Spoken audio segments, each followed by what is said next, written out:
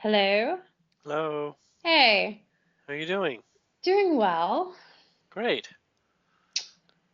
So Uh, tell me, what do you want to talk about today? Do you want to continue with where we left off on the last session with lifetimes, or did you have some questions or particulars directly? okay, so I do want to finish. I think you said there are four or five more lifetimes, and then I have Hmm. general questions like, has any of, after that. But I also Okay. have an experience on Thursday that I wanted like further verification from. So I just want to make sure that there's time after the lifetimes to talk about that too. Okay. Um, just give me one moment.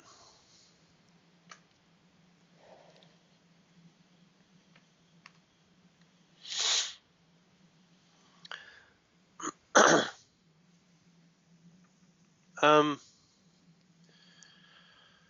do you know what a dryad is? No.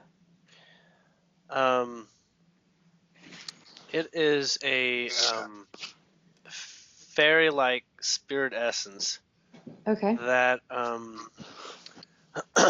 that is basically a guardian of a tree or trees or a grove.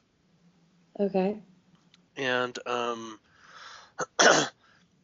sometimes a druid, like a human druid, will interact with them Mm-hmm.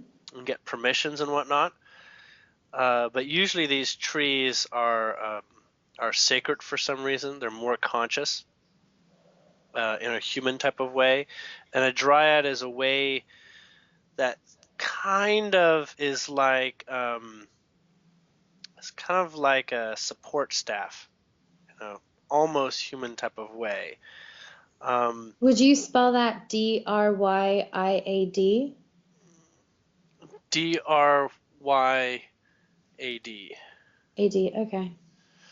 Um, I don't know what definitions are out there, so I'm just going off what I'm being given. And you know how you've got like an interpreter for someone who speaks another language? Mm-hmm.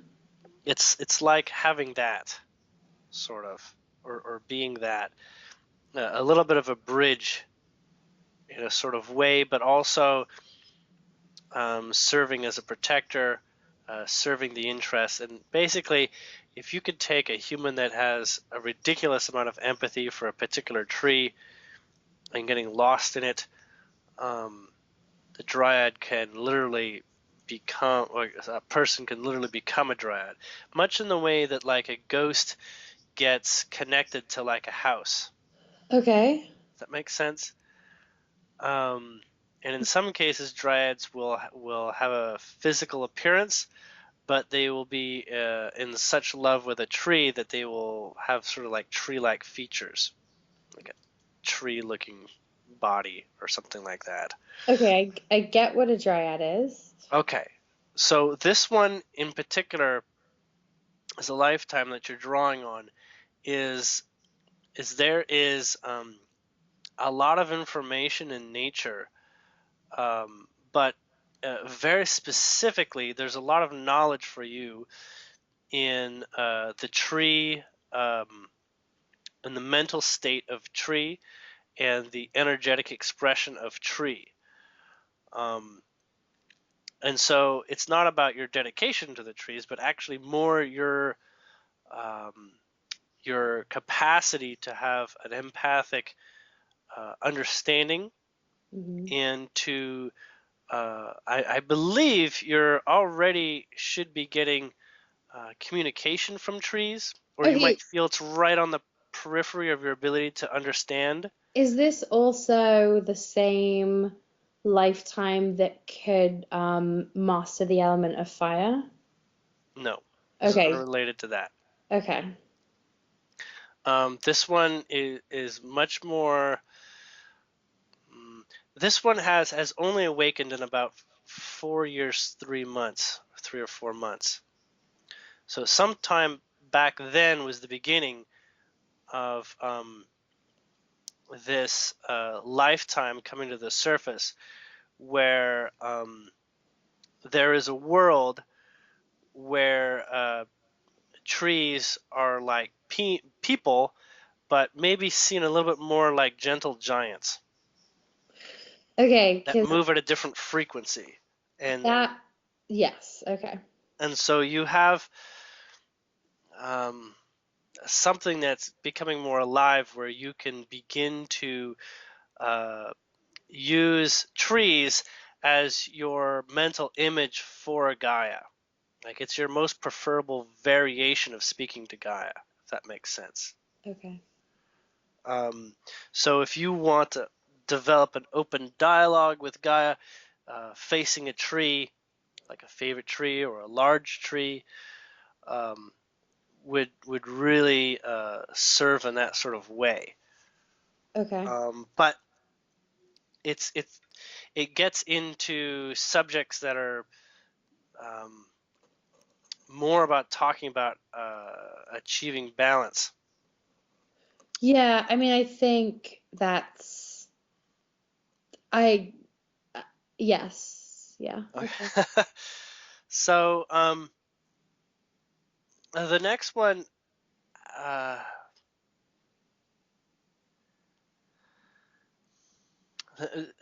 these ones are coming up later on because they're a little odder, Okay. a little more odd. Um, Odd for you, not odd for me. okay, perhaps maybe that's what it is. As they get odder, they start to become too hard for me to even identify. Hmm. So you may have other lifetimes of influence, but they're not ones that I can help you with. Okay, I mean, you've given me a lot to work with Okay. already. Um, But there's three more we can talk about today. I know that much, okay. if you like. Yes. So the next one is odd in the sense that if you can imagine um, uh, what it would be like for mermaid people Hmm. to have a lifetime. Basically, people that live below the water that don't necessarily have like a fishtail, but have like webbed hands and feet and stuff. There is this we'll just call it a near Earth dimension where um, it's not seen as mermaids. It's just seen as like a human water realm, Okay.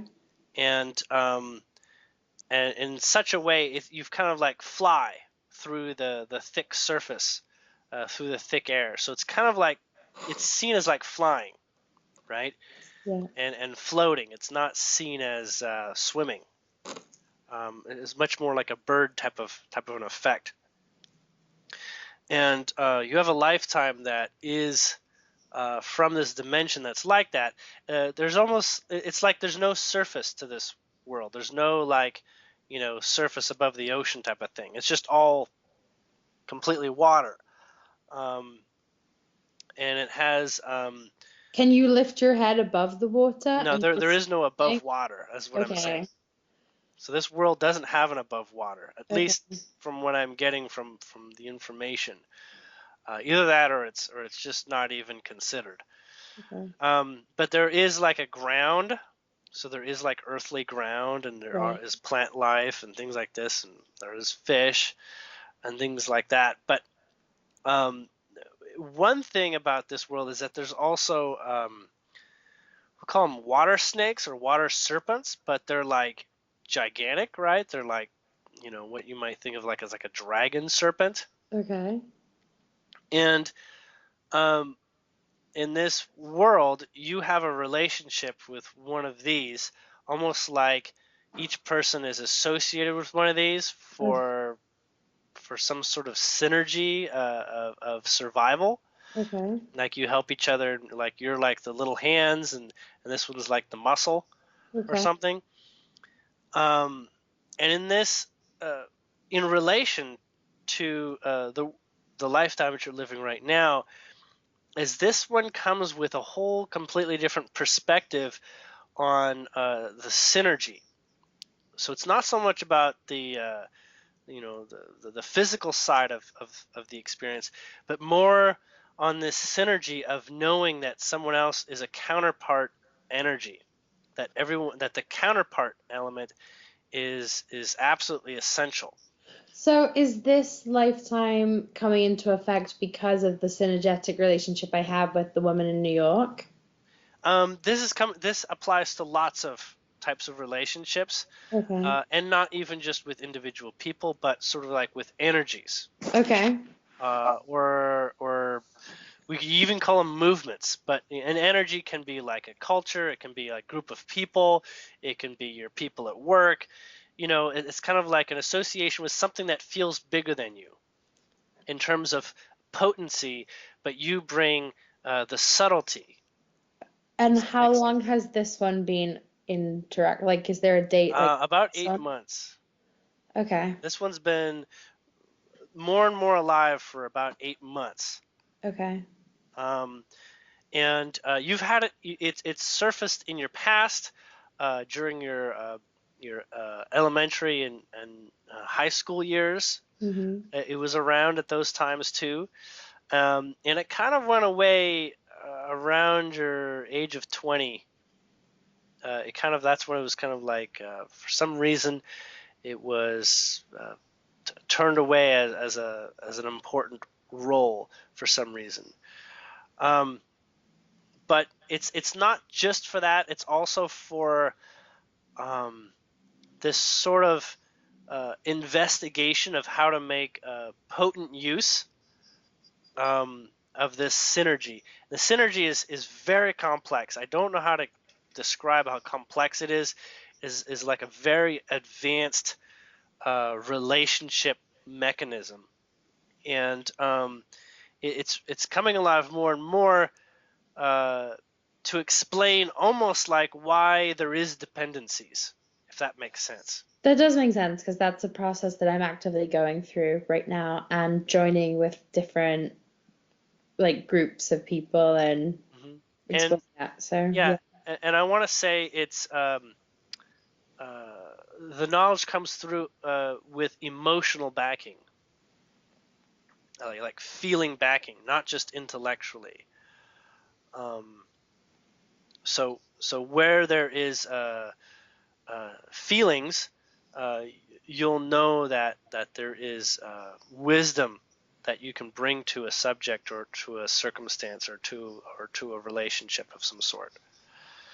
Um, but it's very interesting how this lifetime works. It's really fascinating. It's a very dark blue, and dark colors. There's not a lot of variety in colors in this type of place, and so the other senses are heightened, um, Okay. especially feeling and listening, Mm. like feeling subtleties on the body. It's almost like your whole body is as sensitive as your fingertips. Okay. Um, anyways, um, we'll go on to the next one because I don't know how much else to bring forward in that one. No, that makes yeah, that was helpful. Okay. Um, the next one, um, we're gonna combine two together, Okay. because you're very close. We'll call it. I'm not sure if you're even in this lifetime, but you're an observer of and involved in a relationship between a cat and a dog in a household family. Okay. So you're both the dog and the cat at the same time, sort of, and it's not that different than the interdependencies, but this one doesn't have interdependencies. It's almost like the interplay of perspectives being quite different, Mm-hmm. and how they play together, and also how they guard each other from each other. And there's this, from the way that I'm getting it, it's kind of like the observer of both, but also being in the empathy of both. So somehow it's like a dog and a cat in a human family, or sharing the same higher being. That Okay. that quasi makes sense, and it's given you a strong perspective of both Syrian and Lyran very root elements.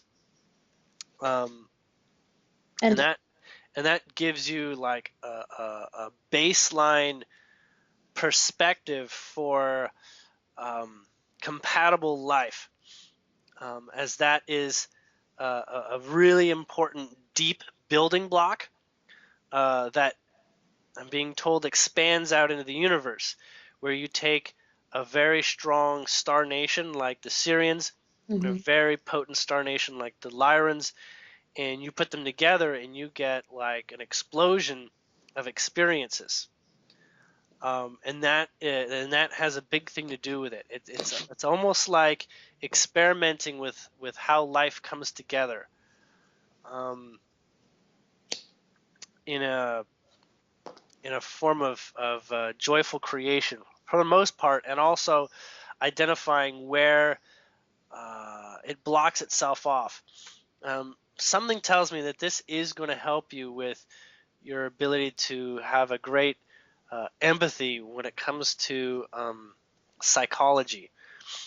And yeah, it's definitely another relationship uh, element that's come up. It's not as rich as the last two, Mhm. but it's a bit more observer mode. It's on less of the direct emotional experience and more on the observation of it. Okay. Um, yeah, this one feels like a higher being, not like an angel or a spirit, but much more of a higher being that is aware of both at the same time. It's almost like the cat and the dog were soulmates of sorts. Okay. Um, and this would be a beagle and I want to say a white, very fluffy Asian cat, if there's such a thing. Okay. I'm imagining very stereotypical versions of both of those. Okay. um, well, that's just the visuals that I've got. Awesome. Um, okay. Um, think of cats or Lyran being very self-aware and self-dedicated. You could almost say selfish, but not exactly. Um, that's the Lyran. And think of the Syrian, the beagle, as wanting to express its cleverness. And so it's constantly having this interplay with trying to bring someone out of their bubble. And that is a very subtle, continuous expression that appears to be going on between them often. And how long has that experience been kind of present in? That one you've had an inclination for that most of your life. Okay. Yeah, that one's been active for most of your life. I get this feeling that you'd probably like watching animal videos with cats and dogs together. I do not like watching animal videos, but I have always had cats and dogs together. Okay. Um, I love them dearly. okay. Um, so the last one no, not the last one. Yes, the last one that we're gonna bring up. Um, I'm getting now that it's been indicated specifically that it be the last one. Okay.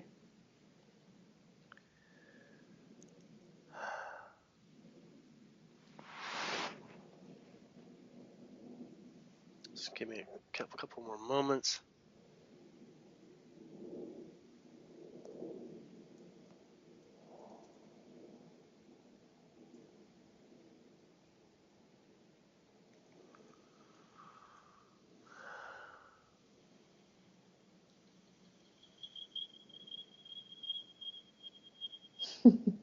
Okay. Um, I'm told to just go with what I have, and then the rest will fill in as I'm talking about it. Okay. Um, this one is a parallel dimension of this time, so this one still functionally exists. and can be interacted with more or less, depending on timelines you choose to interact with it more or less. Okay. It's not necessary to interact directly with it, like the other one from the relationship in New York, because this one isn't even on the planet. There is a human. Well, it's saying it's human. There's a human that lives inside on the back side of the moon, Okay. and this human um, has not lived on Earth, but is with people that have lived on Earth. Okay. I don't know how to explain this, so we'll just have to go with it as an alternate dimension. Okay. So this one was raised with low gravity. It's odd. This one has smaller hands and smaller feet, Okay. almost like half the size. Okay. It's a bit strange. Very pale, as this one does not access sunlight. Right. There is this form of light that I'm being assured also exists in a similar dimension as those from Agartha, where there is this natural light that simply has sources that exist. It's not like an orb, and it's not like a flame, but there's a light that emanates from a single point. Okay. So it can cast shadows behind it. It's like a light that doesn't have a physical thing that you can bump into. Okay. Um, it's a bit misty, but so this one has this experience on the moon, and is younger than you actually. Is about 8 or 9 years old. It is a female, um, and she's somehow involved in uh, bridging um, this idea that everything is about to change, as if um, we're all going to find out about people living on the moon or something. Like she's an anchor point Um, or a fulcrum? I don't want to say that. I want to say this one. It's as if you just found out there's people living on the moon. Now you're wondering, well, how do I get involved with them?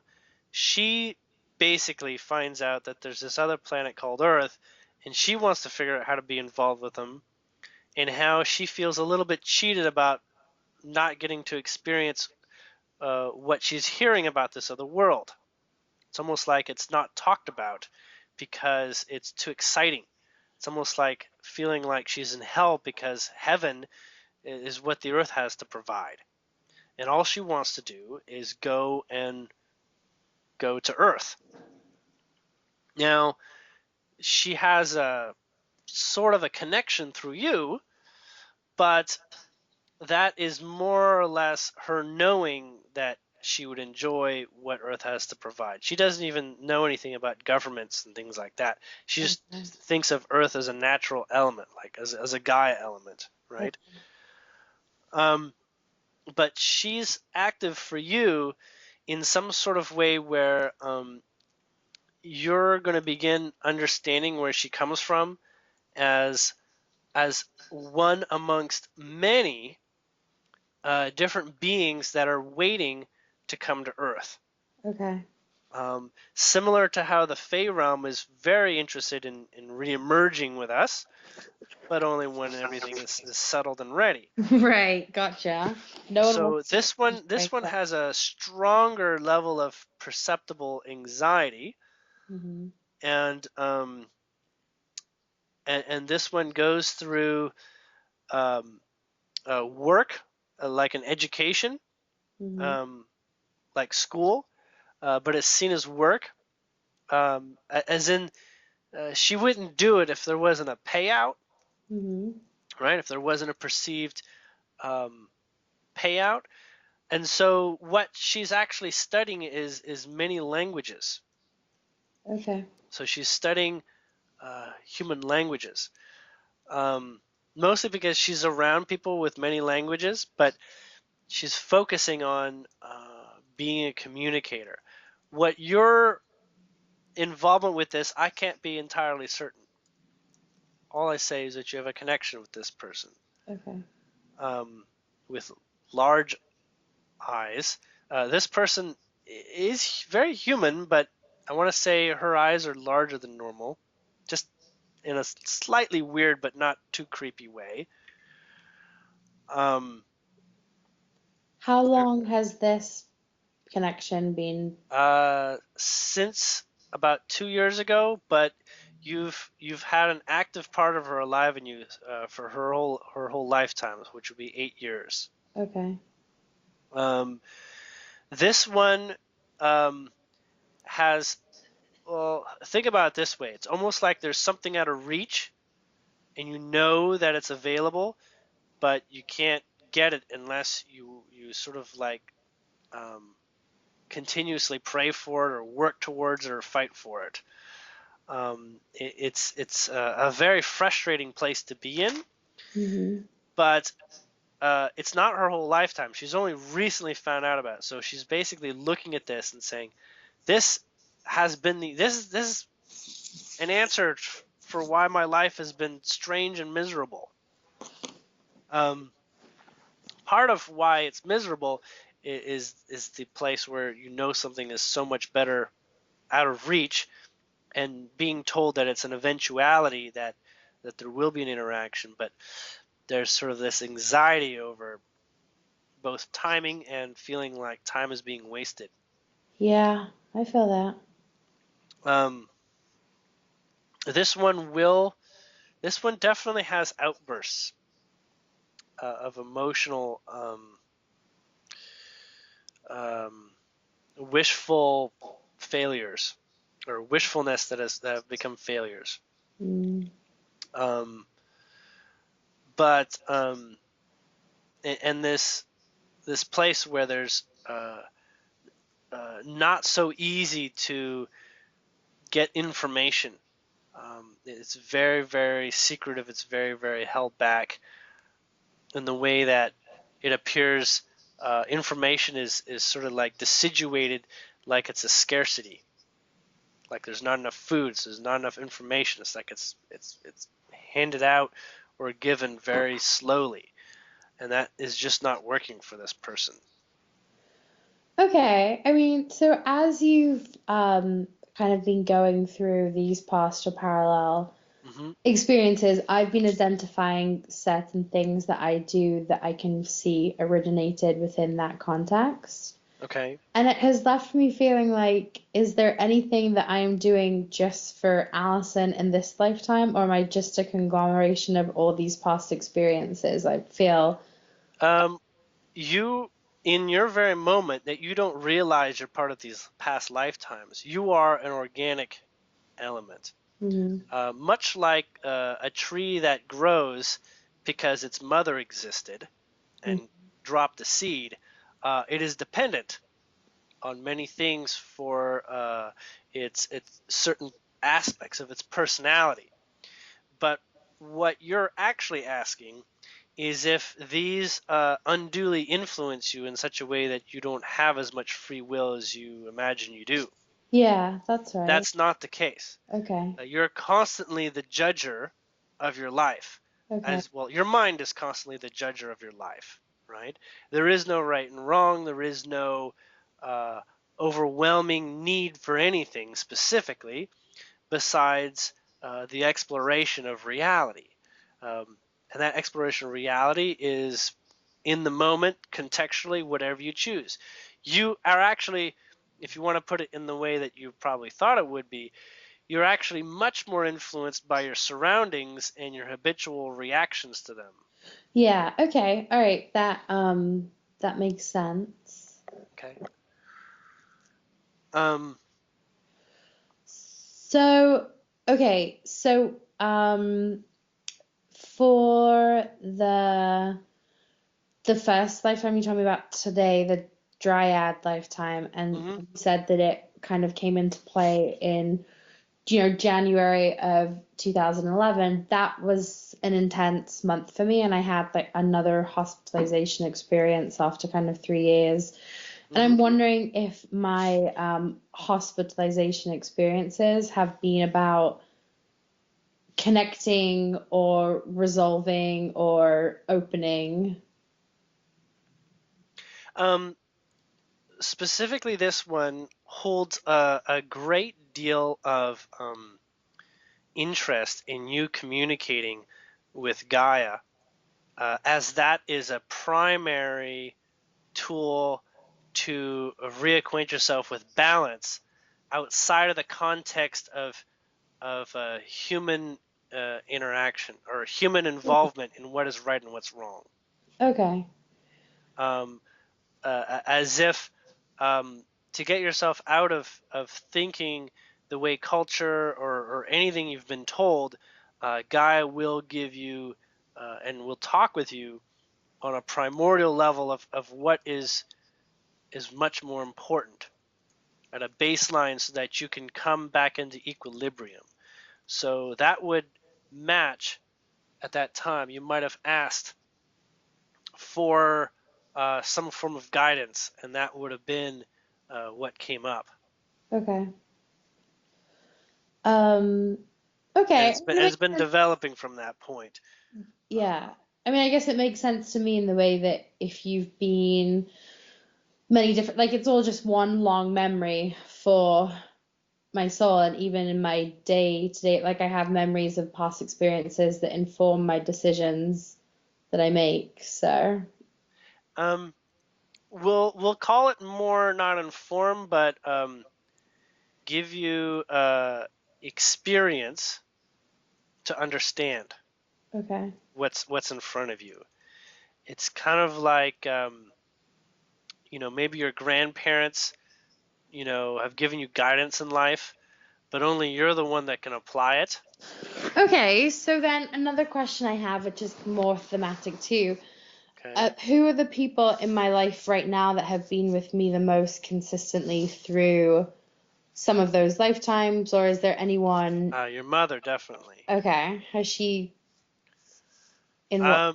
She's played as many roles as being your nemesis, if there's such a thing, Hmm. as a nurturer. Okay, But she's been, and in the case of the underwater one, she was the your serpent. okay, Okay, and and in many cases she would do things so that you wouldn't have to, right? In knowing uh, that you're giving sort of like a springboard into something with her support. okay, So she's been a kind of like a blunt snowplow, so to speak, for you in several ways in your life. Almost everyone has somebody like that does a lot of snow plowing, does something first, sort of thing that you learn from. uh, And in this case, she's kind of your uh, learn from what she's done. okay, But sometimes it's not your parents.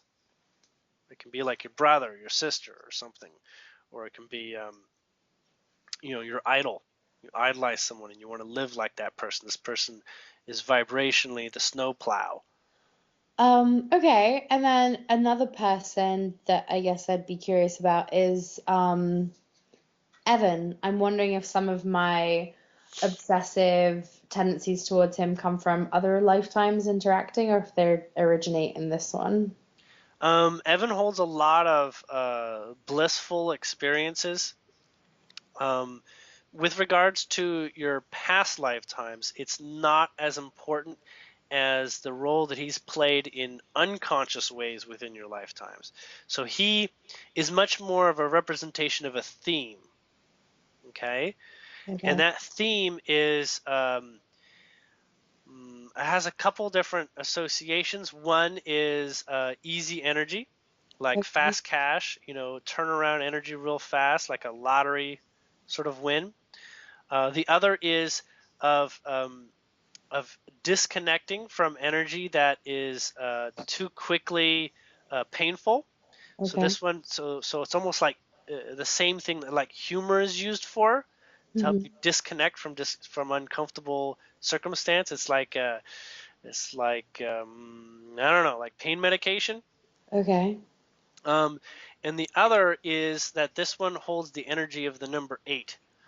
And I'm not sure what the number eight is, but the number eight is an important factoring energy in terms of stability. Well, it's also like the infinity sign. Yeah, yeah. Okay. Um, so that's kind of vague. If you like, we could try to go more specific, Um, or if that's enough for the moment. no, yeah, you can try and go more specific. Um, there is specific to your desirable interest in him. Hmm. Um, sometimes that is easy to follow when you feel um, that it's easy, right? So when something is easier, it feels like the path of least resistance. However, he comes with a lot of paths of resistance um, that you don't focus on. Like there's a lot of things that don't uh, that may not help you so much in the way that your mind understands being helpful. Hmm. So it's kind of like it's like asking which is better for you in the sandwich, the peanut butter or the jelly. Well, Right. you could say, well, the peanut butter is better because it's like protein and stuff, and it tastes pretty good. But the jelly, you just like the jelly more. And so there's like preferences in that that your mind associates with, and Okay. so he answers a lot of preferences, and Hmm. at the same time, he holds a degree of distance so that um, there is an awareness that there is much more balance within yourself to be found that will liberate you in a relationship with someone that is also at the same level of balance. Yeah. Okay. It's a little bit like um, uh, the relationship becomes perfect when you become more perfect, and you're identifying with not being perfect, but that you're progressing towards being perfect, and so there's a waiting game in terms of the other Okay. That makes sense. And at a then, subtle level. okay, then there's just two more, maybe three. Well, and then my father, and Hmm. I have two, but I'm speaking about Ross, I guess. Okay, is that your birth father? Yes. Okay. Um, you want to understand your contract with him? Is that what you're asking? Yes. Um, it's funny. A lot of his DNA is similar to yours, and some that is really not similar at all. Hmm. It's almost like no, there's too many strange analogies that wouldn't work. Um, think of I'm just going to go on what's being given to me here. Think of uh, of someone who is becoming a singer. Okay. They're passionate about singing, and then you know they're going to make a lot of money singing, and what they can do is they can take care of their parents because their parents don't have to work because the child's making so much. They're going to take care of the parents, but it's what's happening is that there is sort of like a weird interconnectedness of how and muddled up how and why that should not occur. So it's almost like you're making an argument to suggest, no, you just keep living your life the way you did. Don't let me screw it up.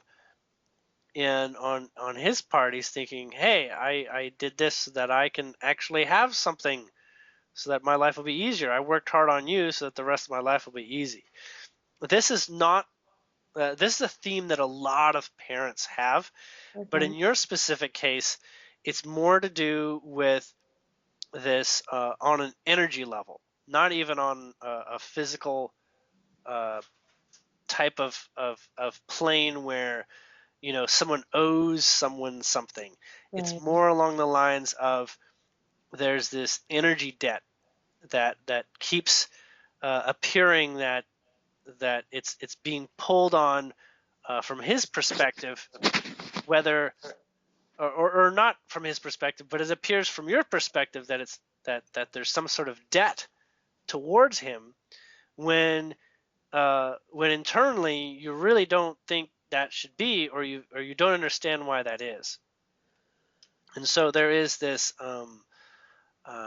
we'll say to intellectualize it, put it more into an intellectual setting, it's as if there is a confusion about um, where the energy is meant to go.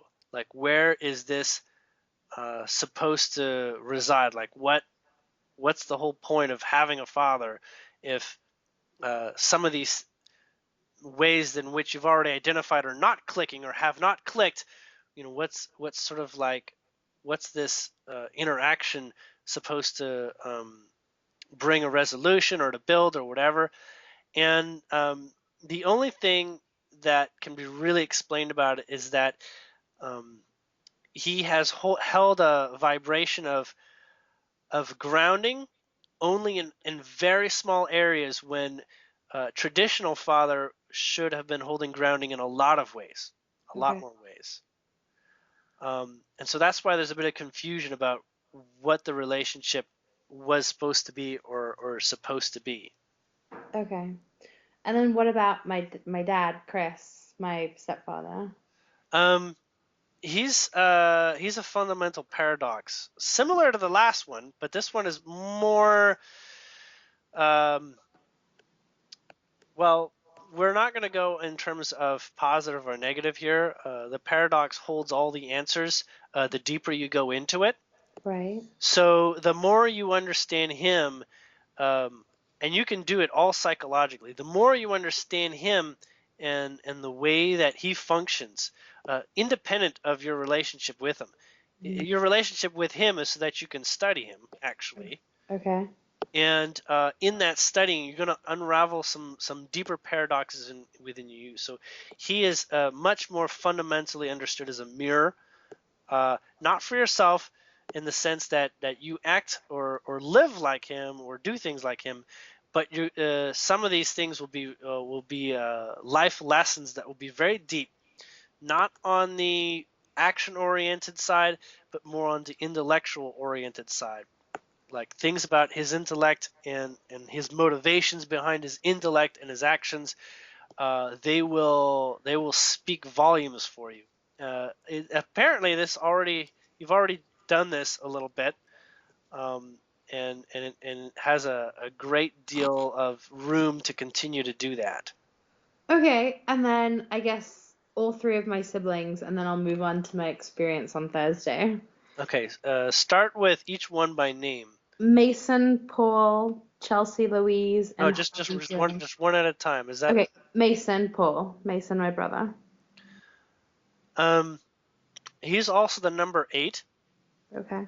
If you look into the vibration of the number 8, um, he's the number 8 reflection for you. Okay. It's a very interesting structure. It can be pretty intense sometimes, but at the same time, it can be a really good launching point and exciting. But it can be, we'll just say, a tough pill to swallow when you get really close to him. Um, Now, with regards to what what you know between him and his vulnerability, is you'll find that it's very difficult to approach his vulnerability in a way that you might like to approach him in his vulnerability. He's gonna hold a type of defense that is is almost unique for him amongst the people that you know. Mm-hmm.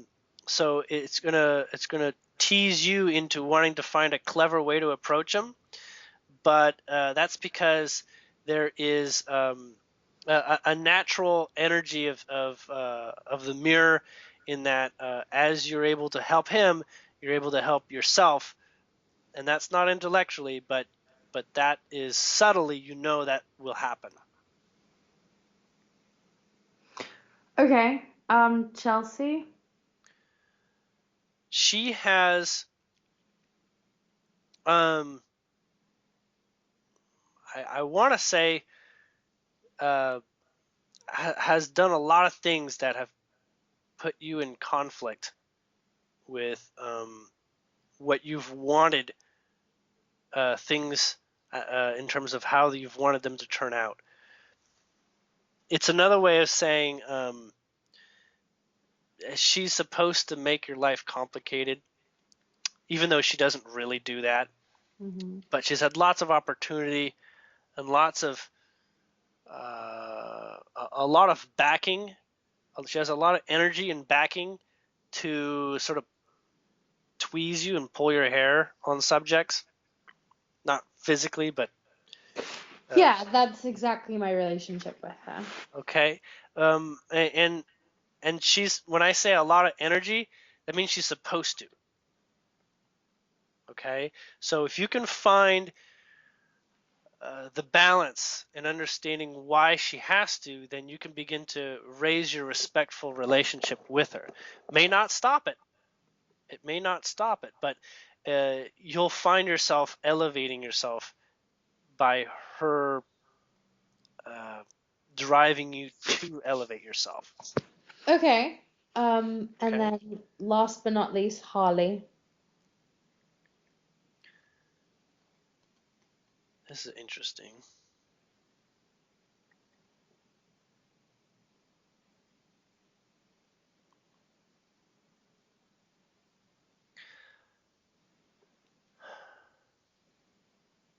Um, how old is Holly?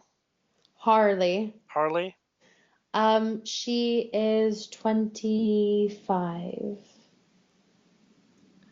Um, a lot of the things that she's going through, um, or has gone through, have been things that you've wanted to understand more, Mm-hmm. either wanting to emulate or follow in the footsteps, or wanting to do things that she's doing.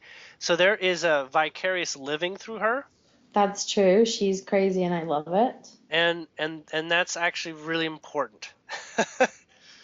So there's an importance in that, in the way that she is doing things, and so she's offering as a demonstration, um, this sort of nature, and throughout her life, uh, this her nature is basically a form of energy that you want to go through, but it's particularly intense to do it yourself. So you're doing a vicarious education, almost like learning from someone on television, that you watch a regular TV show or something. There's someone on there, and you learn through them like that. Um, but there is a couple energetic exchanges between the two of you that keep you from being extremely close. Oh, can you say more about those? I can't really, but all I know is that it's three things. They're going to be, I want to say that they're sort of like memories. They're stigmatisms of something in the past, things that are unresolved, uh, that on the surface you probably both don't remember it, or maybe she remembers it, but Oh, they keep you from having a closer connection. I want to say they would have been emotional, at least for you, because that's where it comes from, and it would have left, and that could be positive or negative, but they're bigger parts left as mysteries, um, in terms of something that you two went together, had together, or went through together, and it's not it's like an unresolved. It's like feels like walking on eggshells to get into it. But at this point, I believe you do have the capacity to address anything, even if it can be emotionally tough to go back into something. And it can be just something really small. I'm going to give you an example that's probably not like that. Like maybe she accidentally stepped on your foot with her heels or something like that when you were little, and you're just like, ow, ow, ow, ow, ow, ow, and you never sort of forgave her for something, for Well, that. I'm pretty sure I know what two of the things are. I just don't know what the third thing Well, the is. third one is going to be in relationship to your parents for some reason. Okay. Well, or one of them. It could be one of the two you're already aware of, but one of them is going to involve some vibration of one or both of your parents somehow in her, that energy is in it. Okay. All Yeah. right. Okay. All right.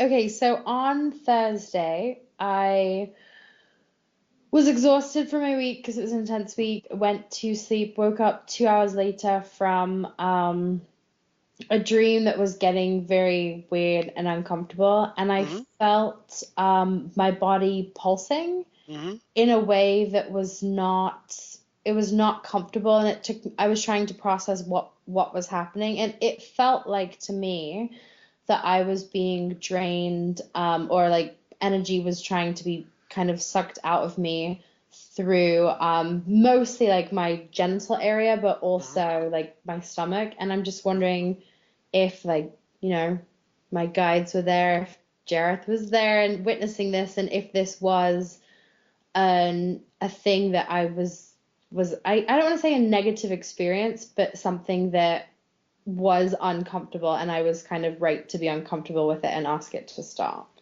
Okay. Well, from the first couple words, I already knew what it was.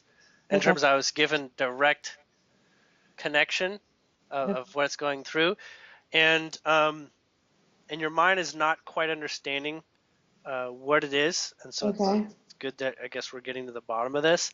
Um, a good deal of energy at that time was going into the incinerator, Okay. purposefully and intentionally from a higher place. I mean, I So, would want that energy to be going into the incinerator, so yes. right. So the incinerating process for your mind felt like you were just burning your whole wardrobe or something. You're like, Okay. no, I'm not ready for burning my whole wardrobe. So you had to do it while you were asleep, but your mind and body detected it enough. Okay. All right. And so your body slash mind had a reaction to it. Okay. All right. But actually, it was a very purifying process, if even Okay. it did not appear to get all the way through it. It did get to do a little bit more, similar to spring cleaning type of thing. Hmm. Um, but but yes, a good part of it had to do with energy of sexual relationship, Hmm. um, and wanting to basically put the reset on those values, and yeah. Yes, and so okay, so this is good. So if it happens again, I will know that that's what's going on, and I can go with it a little bit more because Yeah, you won't have that much more to go, even if there is some left. okay, The main incinerator process did take place. okay, I want to say you got through about 75% of it before you woke up, and maybe another 10% later in the night as you did get back to sleep. And so anything that's left over, it was your mind rolling over and picking things out, saying, "No, I don't want to give this up quite yet." okay. But the bulk of it did get done. Okay, so I guess then my bigger question would be if I experience things like that Uh-huh. again, and my mind is trying to tell me that this is, a negative entity feeding on me, can I Yeah, be it's a defensive procedure for the mind. okay? So I Yes. can try and blow through that mentally and say like, no, this is a clearing process. Just know that you can't experience evil. Only the mind can. Okay, Right? okay, So just simply knowing and putting yourself in a prospect that the mind is the only thing that both perceives and attracts evil, okay? okay, Know that everything has a purpose. And, start there okay, and then do your best to manage your heartbeat okay, by doing deep breath. okay. And in particular, if you're very sort of you got like the jitters, like adrenaline or whatever, Mm-hmm. then what you do is you try to soak as much as your body and take a hot bath. Okay, So you basically take a soaking bath. It doesn't have to have salts or bubbles or candles or anything. Just get to that place where like your ears are underwater. can I do that in the shower? Because I don't actually have a bathtub. So the equivalent of that would be um, having your head completely under the shower, Okay, so that water is running down into your ears. okay, I can do that for sure. Okay, and there'll be sort of like this. You know how like if you're in the shower long enough and you get sort of like if it's on like you're on your neck and upper back, um, you just like leave the shower beating on it for a while. Um, it'll sort of become a little bit numb. Okay, Um, and it'll just be really really hot part of your skin. Um, that's okay, but you'll want to make sure that um, you adjust so that uh, multiple areas of your body are getting that full heat numbing, okay, especially the backs of your arms between the shoulders and the elbows. okay, Okay. See, what the hot water do is it'll increase circulation to a degree, okay, um, but you'll want your full body to get that experience, much like being fully immersed in a bathtub. okay, gotcha. All Okay. right. So you want your legs to get a full, like numbing heat, like you know. So basically, yeah, you want to get that all around your body. Okay. Um, um, when your toes feel cold and they start burning when you get in, Uh-huh. you want to get to the point where as soon as you get out of the shower, you're almost like freezing because your body is so elevated in heat. Okay. All right. Okay. Yes. So we're talking if it was going to be a shower, it'd probably be like a 15 to more like a 20-minute shower. Okay. And it involves doing very little moving. So don't Awesome. Okay. so don't do like a lot of washing or anything. You don't even have to use soap for this. It's not a cleaning process with soap. Okay. It is a heat massage. Okay. And yes, and water in your ears um, will lead to sort of like these interesting sounds and pops and things like that. Um, so you can only really do one ear at a time. Mhm. It's really hard to do both ears at the same time. Um, so do that and just let yourself follow the hypnotic sounds of the water bubbling in and out of your ears and the sounds that you get out of that. Okay. Okay. Thank you so much. That really relieves a lot of anxiety and stress. So thank you. Yeah, yeah, you'll do just fine. And if for some reason it's really like very high adrenaline, then what you just sit in the shower, like sit Okay. cross-legged. Start that way. Okay. Okay. Um, but yes, a full body um, heat massage. Um, Oh, and then real quick, I want Crystal's doing charts for me, and I wanted her to do one for my mother, but she was adopted and she doesn't know her birth time. Can you uh-huh. access her birth time? Yeah, her birth time was 5 after 9 p.m. PM. Okay, awesome. Crystal, everything's ready for you now. I'll send you the information in like 30 seconds. Thank you, honey. I've got it noted. um, Um, so cool. Um, Well, yeah, this is a very interesting session we had today. Yeah, I try and make it interesting. I mean, just kidding. I just try and get my questions answered. Rusty, I love you.